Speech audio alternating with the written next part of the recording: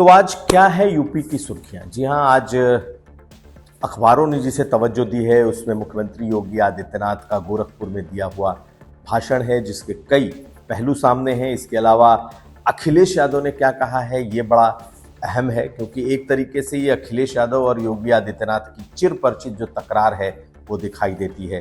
जो अगर अच्छी खबरों में कहें, गुड न्यूज़ में कहें, तो 100% जेईई मेंस में जो परसेंटाइल लेकर के 100 टॉप छात्र आए हैं पूरे देश भर में, उसमें से 3 उत्तर प्रदेश लखनऊ के हैं। ये बड़ा अहम है गुड न्यूज़ के लिहाज से देखा जाए तो। और अगर देखें तो मुसलमानों को लेकर के बीजेपी उनके भ्रम को दूर करने की एक कोशिश में जुटी है, और कल उसने पहला वक्फ को लेकर के जन जागरण अभियान शुरू किया था। वो उसकी कवरेज भी अखबारों में है, और अब बीजेपी लगातार मुसलमानों के बीच में वक्फ को लेकर जाने की तैयारी कर रही है। इसके अलावा आपको बताएं तो आज मुख्यमंत्री योगी आदित्यनाथ लखनऊ पहुंच रहे हैं, वो गोरखपुर में थे। उधर अखिलेश यादव आज प्रयागराज जा रहे हैं एक निजी कार्यक्रम में। तो कुल मिलाकर के आज जो खबरें हैं उसमें अगर हम देखें तो दैनिक जागरण ने जो खबर बनाई है, वो दैनिक जागरण के साथ जब योगी आदित्यनाथ दैनिक जागरण के कार्यक्रम में मुख्यमंत्री योगी आदित्यनाथ पहुंचे तो वहां जो उन्होंने कहा है, आपातकाल हो या हल्ला बोल, अडिग रहेगा जागरण, अडिग रहा है जागरण। ये दैनिक जागरण खबर बनाई है। दैनिक जागरण ने अपने बारे में जो खबर लिखी है, क्योंकि यहाँ पर मुख्यमंत्री योगी आदित्यनाथ ने दैनिक जागरण के बारे में कुछ कही है। इसका असर, इसका इम्पोर्टेंस इसलिए क्योंकि भी कुछ दिन पहले अखिलेश यादव ने इसी अखबार को लेकर के एक तरीके से इसके बॉयकॉट की बात कही थी कि लोग इसको न पढ़ें, ये उनके खिलाफ लिखता है, ऐसा उन्होंने एक मैसेज देने की कोशिश की। लगता है उसका जवाब मुख्यमंत्री योगी आदित्यनाथ ने उनके कार्यक्रम में शिरकत करके दिया है।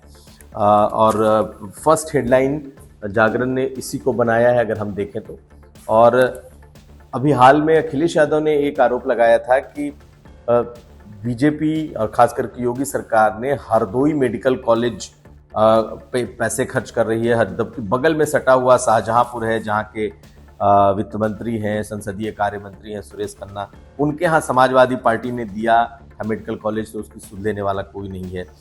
मुझे लगता है आज योगी आदित्यनाथ ने उस पर भी एक जवाब देने की कोशिश की। उन्होंने कहा है कि सपा ने 1 डिस्ट्रिक्ट 1 माफिया बनाया था, हमने 1 डिस्ट्रिक्ट 1 मेडिकल कॉलेज बनाया। तो एक तरीके से ये सवाल जवाब का इशारों में जो सिलसिला है ये चलता हुआ दिखाई दे रहा है। मुख्यमंत्री ने गोरखपुर में जो एक बात कही है कि विपक्ष जातीय संघर्ष चाहता है, इसके भी मायने बड़े हैं। हालांकि इसे सिर्फ उत्तर प्रदेश के संदर्भ में नहीं देखा जा सकता। कहीं ना कहीं कांग्रेस पार्टी जिस तरीके से अग्रेसिव ओबीसी और दलित कार्ड खेल रही है, जिस तरीके से अखिलेश यादव ने रामजी लाल सुमन के मुद्दे को बड़ा बनाया है। कल खुद वो आगरा गए थे, उनके परिवार से मुलाकात की, रामजी लाल सुमन से मुलाकात की और बहुत सारी बातें कही। तो मुख्यमंत्री योगी आदित्यनाथ के इस बयान को उस संदर्भ में देखा जा सकता है। और अगर हम अमर उजाला की बात करें तो अमर उजाला ने 2 खबरों को बड़ा किया है। एक, आंधी और बारिश जो बीती रात आई थी, हालांकि तमाम अखबारों ने इसको जगह दी है, उसमें कई लोगों के मौत की खबरें हैं।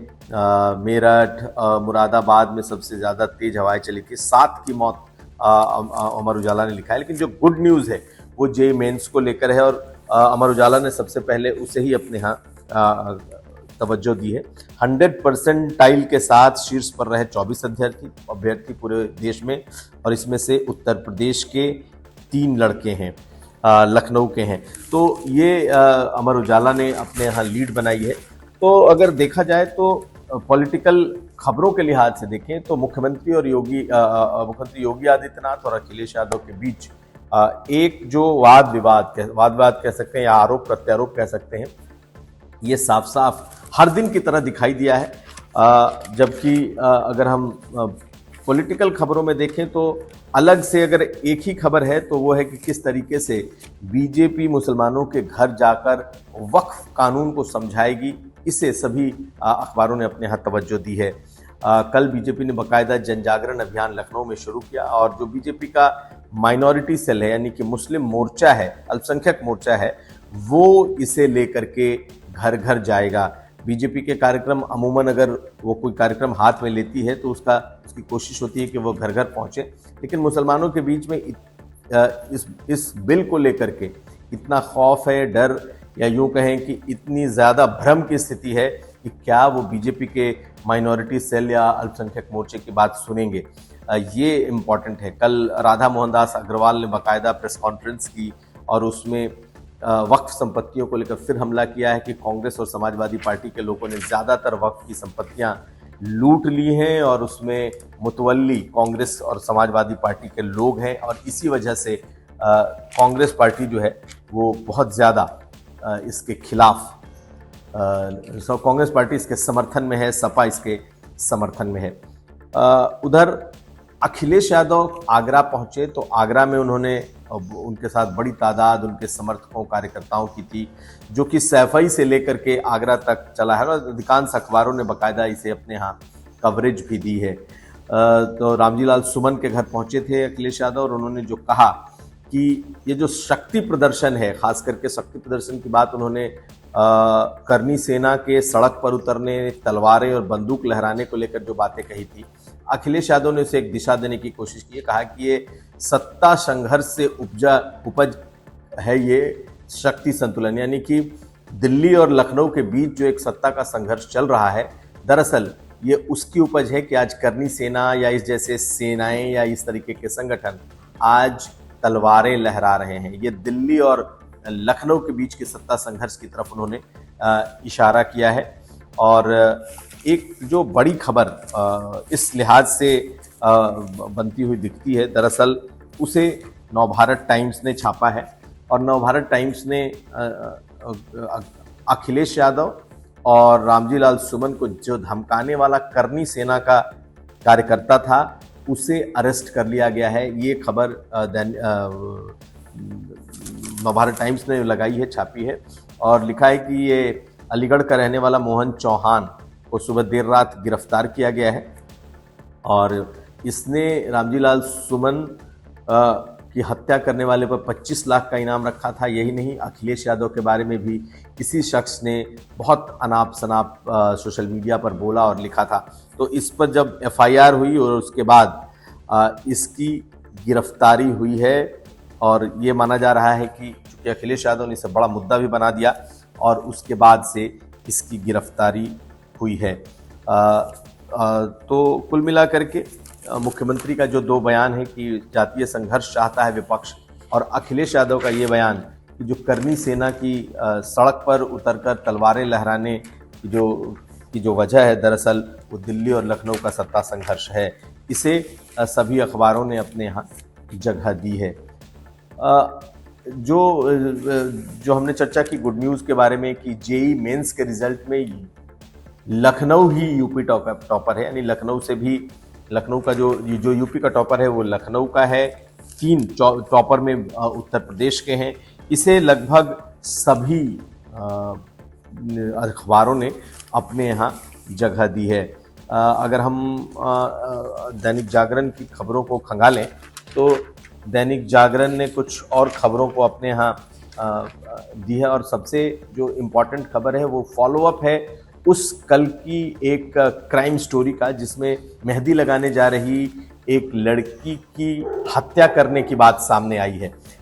कल इस खबर को लेकर के बहुत चर्चा हुई कि 3 लड़के जो अपने दोस्त की शादी में मेहंदी लगाने के लिए एक लड़की को लेकर गए थे, लखनऊ के बंथरा इलाके की ये घटना है। उसमें 2 लड़कियां साथ थीं और एक लड़की जो उसकी बहन भी है, चचेरी, उसने भी आरोप लगाया कि कार के भीतर उसके साथ छेड़छाड़ हुई और उसके बाद जब लड़की ने विरोध किया तो उसकी चाकू गोद कर हत्या कर दी गई। गाड़ी एक्सीडेंट कर गई और उसमें उसकी मौत हुई। लेकिन बाकायदा जो पुलिस ने एक अपना वर्जन दिया है उसके मुताबिक किसी तरह का चाकू गोदने की कोई बात सामने नहीं आई है। हाँ, ये जो पोस्टमार्टम रिपोर्ट है उसमें उसके मुताबिक सर पर और स्पाइनल कॉर्ड में चोट लगने की पुष्टि हुई है। जिस शख्स पर आरोप था, अजय और रजनीश के घर की महिलाएं जिस पर आरोप था, वो लोग बाकायदे थाने पहुंची थी कि उन्हें फंसाया जा रहा है और उनके घर में शादी है। तो देर रात तक पुलिस ने उन्हें रोक करके रखा था और उसके बाद शादी होने की वजह से उन्हें जाने दिया था। अभी तक जो पुलिस की प्रिलिमिनरी जांच निकल कर सामने आई है उसमें लड़की के मौत की पुष्टि हुई है, लेकिन वो चोट से हुई है, ना कि चाकू गोदने से। फिलहाल इस बारे में अभी तक जांच चल रही है, अब देखना है कि क्या होगा। और आखिरी में मुख्यमंत्री मुख्यमंत्री ने जो तहसील समाधान दिवस रखा है, जिसमें सभी अधिकारियों को बैठना होता है, तहसील की जो शिकायतें हैं वो सुननी होती हैं, उसमें कई जगह सरकारी ज़मीन पर कब्रिस्तान और मस्जिद को लेकर के शिकायतें मिली हैं। दरअसल वक्फ अमेंडमेंट बिल पास होने के बाद अब इस तरह की शिकायतें आनी शुरू हो गई हैं और लखनऊ में जो चारागाह की भूमि है उस पर कब्रिस्तान की बाउंड्री, तालाब पर मस्जिद बनाने और मदरसे बनाने की शिकायतें मिली हैं। तो अब देखना ये है कि आने वाले वक्त में क्या इस तरह के जो चीज़ें हैं वो ख़त्म होती हैं या नहीं। तो कुल मिलाकर के उत्तर प्रदेश की जो खबरें हैं उसमें आज अखबारों की चाहे सुर्खियां रही हों या फिर आज जो खबरें चर्चा में रहने वाली हैं वो बस इतना ही। आप हमें दीजिए इजाज़त, कल फिर सुबह सुर्खियों में आपसे मुलाकात होगी। तब तक के लिए मुझे दीजिए इजाज़त। नमस्कार।